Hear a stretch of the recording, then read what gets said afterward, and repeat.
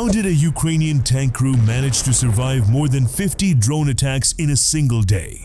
It sounds almost unbelievable, but according to reports from the battlefield, that is exactly what happened. Deadliest attacks on Ukraine in more than 4 years in the war has just happened.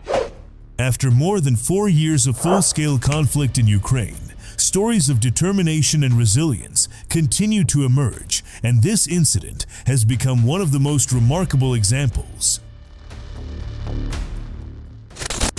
Earlier this week, a Ukrainian Leopard 1 main battle tank endured an extraordinary barrage of attacks, while its crew stayed alive and eventually escaped safely.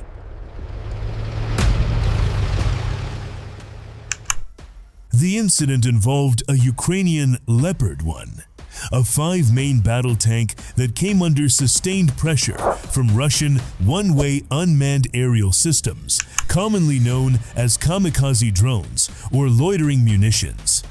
During the prolonged engagement, the vehicle reportedly absorbed an incredible 52 drone strikes.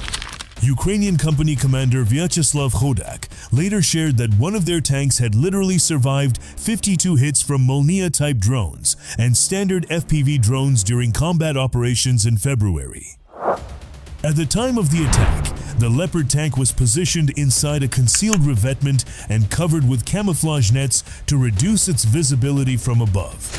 Rather than remaining inside the vehicle, the crew took shelter in a protected position nearby. This decision proved to be extremely important, as the drones continued targeting the tank almost continuously for several hours while the soldiers stayed hidden and waited for the right moment. According to Kodak's account, the Russian drones repeatedly focused on what they believed were the tank's weaker areas, surrounding the stationary vehicle and attacking from different angles.